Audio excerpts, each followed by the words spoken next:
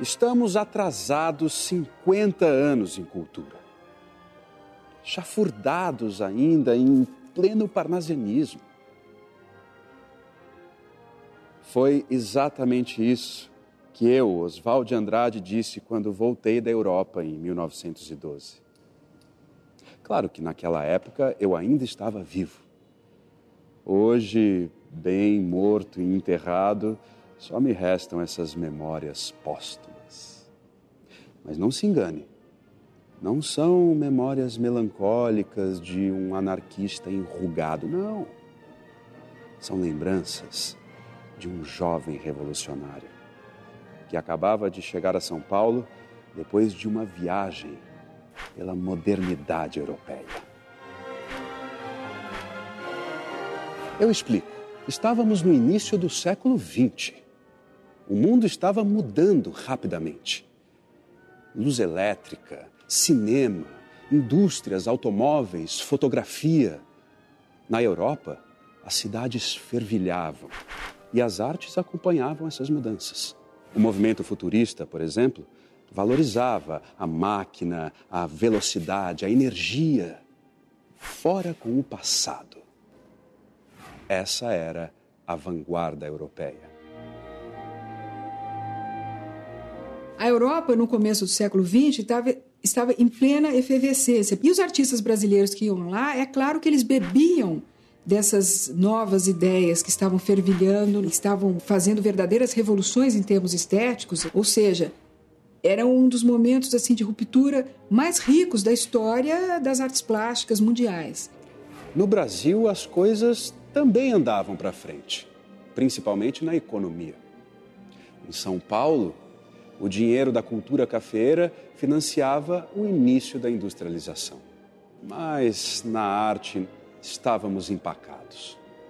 Os poetas brasileiros eram engessados no parnasianismo, na regra da métrica, da rima, e imitavam os franceses na sua perfeição pedante. Porque a beleza, gêmea da verdade, arte pura, inimiga do artifício, é a graça e a força da simplicidade. Bah! Horrível! Tudo muito distante do que estava acontecendo na Europa. Por isso que eu disse que estávamos chafurdados no parnasianismo. Os artistas estavam ainda fazendo obras de arte, principalmente na pintura, vamos dizer assim, seguindo os preceitos da Academia de Belas Artes. Você tem uma pincelada acadêmica mais fechada, mais usando tons escuros, né? Os temas também representam o nacional, mas o nacional com características europeias, né? Você tem pintura histórica também, né?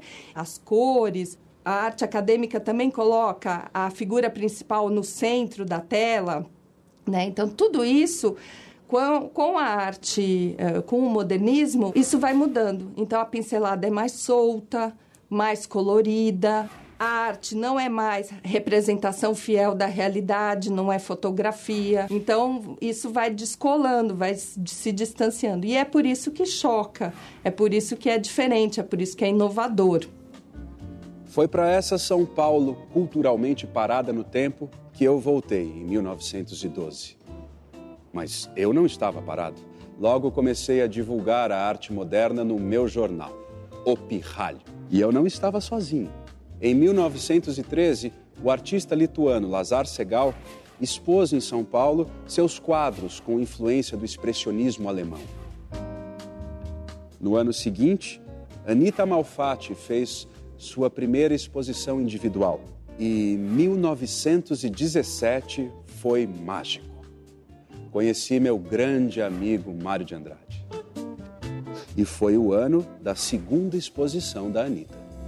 A exposição de 1917 da Anita Malfatti ganhou as manchetes e teve uma repercussão muito grande, justamente por causa da crítica do Monteiro Lobato, Paranoia ou Mistificação, a respeito da exposição da Anita Malfatti, que foi publicada no jornal Estado de São Paulo, e ele disse que ela extrapolava um pouco na medida em que tentava imitar o que estava se fazendo lá fora, né? Essa questão do expressionismo muito forte, que teve assim, um impacto, uma influência muito grande nos caminhos artísticos da Anitta nesse primeiro momento. Logo depois dessa exposição de 1917, Anitta se juntou ao nosso grupo. Eu, Mário, Menotti Del Picchia, Guilherme de Almeida, nos encontrávamos como quem planeja uma revolução. Queríamos romper com o passado, ser modernos, mas não europeus. Queríamos ser brasileiros. Queríamos a cozinha, o vatapá, o ouro e a dança. Então, em 1922, alugamos o Teatro Municipal de São Paulo por uma semana e mostramos a arte como falamos, como somos. Foi a Semana de Arte Moderna. O Mário, sempre brincalhão, escreveu assim numa carta para o Menotti: nossos livros serão comprados, ganharemos dinheiro, seremos lindíssimos, insultadíssimos.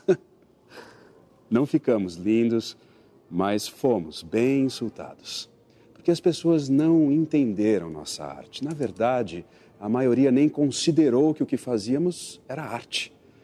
A começar pelas obras expostas aqui, no saguão de entrada. Essa exposição contava com cerca de 100 obras, entre pinturas, esculturas e maquetes e desenhos de arquitetura. Um dos maiores escultores ali presentes foi o Victor Brecheret, com 12 bronzes, sendo que um deles, em especial, Cristo de Trancinhas, causou um grande escândalo entre o público católico. Anita Malfatti foi a grande estrela da Semana de 22, porque nesse universo de 100 obras ela entrava com 20 quadros, sendo que deles o Homem Amarelo foi muito criticado. Depois teve de Cavalcante, Vicente do Rego Monteiro, William Aberg, que era outro escultor muito incensado pelo Mário de Andrade, e o Gorz Psiberel. Isso tudo foi aqui, no saguão de entrada. Durante as noites lá dentro, música, dança, palestras, literatura, poesia e mais incompreensão por parte do público. Ou seja, mais vaias. Na Semana de 22, o grande nome ali foi o do Villa-Lobos. Além de apresentar obras que causaram um certo desconforto naquele público conservador, ele teve ainda a ousadia de chegar no palco de chinelos. Um dos pés ele estava calçando chinelos porque ele estava enfrentando uma crise de gota. E aquilo foi, obviamente, visto pelo público como uma grande provocação, né? E houve vaias, as pessoas realmente não estavam preparadas para aquele tipo de proposta musical. Além dos nomes como Mário Oswaldo de Andrade, Menotti Del Picchia, o poema do Manuel Bandeira, Os Sapos, foi lido pelo Ronald de Carvalho e, evidentemente, também causou alvoroço na plateia, né? Onde já se viu falar de um bicho tão feio e asqueroso como o sapo, transformar aquilo num poema para uma sociedade que estava acostumada com os românticos, com o simbolismo. Foi um estrondo. Enfunando os papos, saem da penumbra aos pulos os sapos. A luz os deslumbra. Em ronco que a terra berra o sapo-boi. Meu pai foi à guerra. Não foi, não foi. A Semana de Arte Moderna, embora tenha surgido de uma forma absolutamente espontânea, sem grandes planejamentos, ela foi o ato inicial do que se transformaria depois no modernismo. Tanto que nem essa expressão modernismo existia à época. Eles eram chamados de os novos ou os futuristas. Foi a primeira vez na história de São Paulo, e acho que mesmo do Brasil, em que você reuniu num só festival tantas expressões artísticas. Depois da semana, naquele mesmo ano, eu, o Mário, o Menotti e mais outros modernistas lançamos a revista Claxon, que quer dizer buzina, uma coisa que incomoda. A revista foi pioneira de várias maneiras, até na publicidade, com esse anúncio do Guilherme de Almeida. Também em 1922, Anitta nos apresentou Tarsila do Amaral. que não participou da semana no Municipal porque estava em Paris. Viajamos pelas cidades históricas de Minas Gerais e então eu redescobri meu país. Foi depois disso que lancei o Manifesto da Poesia Pau-Brasil, pela poesia de exportação. Nada de usar modelos importados. As cores fortes e vivas de Minas Gerais também influenciaram a obra de Tarsila. E então, em janeiro de 1928, ela pintou um presente de aniversário para mim, o Abaporu. Era o início do movimento antropofágico. O movimento antropofágico, ele vinha trazer como sugestão a deglutição do elemento estrangeiro. O que significa isso? Significa você digerir todas aquelas contribuições e influências norte-americanas e europeias, fundi-las com os aspectos e com as contribuições da cultura ameríndia e dos afrodescendentes, transformando-a num produto autenticamente brasileiro, num produto nacional, num produto de exportação. Essa proposta seria sistematizada na Revista de Antropofagia, que durou de maio de 28 a 29, chegando a tirar 10 números. Ouvi dizer que, ainda hoje, a Semana de Arte Moderna de 1922 divide opiniões. Não sei. O que eu sei é que até a década de 1960 foram muitas revoluções. Na pintura, Ismael Neri e Di Cavalcanti.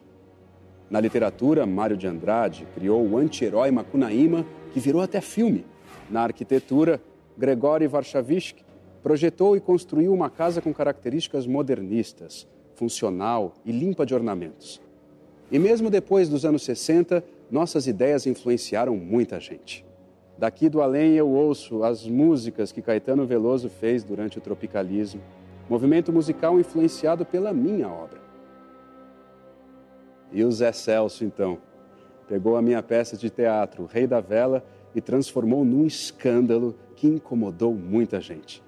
Bem do jeito que eu teria gostado.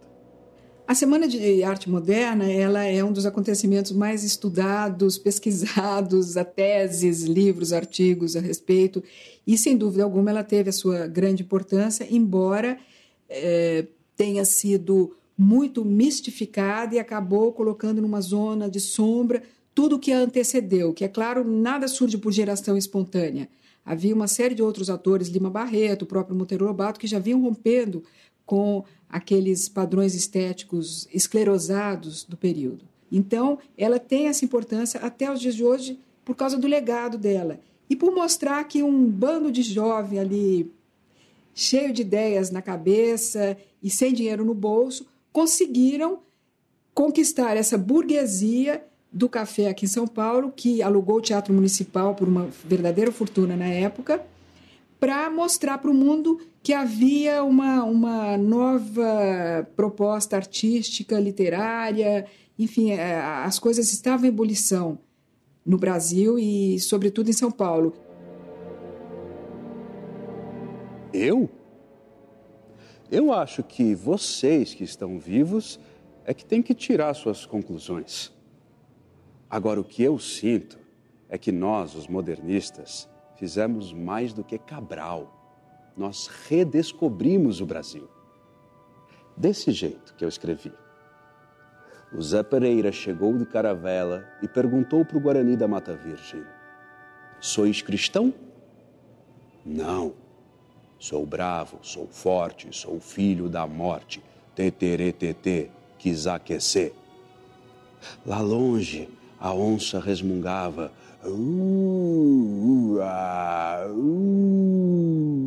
O negro zonzo, saído da fornalha, tomou a palavra e respondeu: sim, pela graça de Deus. Canhembaba, canhembaba, cum, cum. E fizeram o carnaval.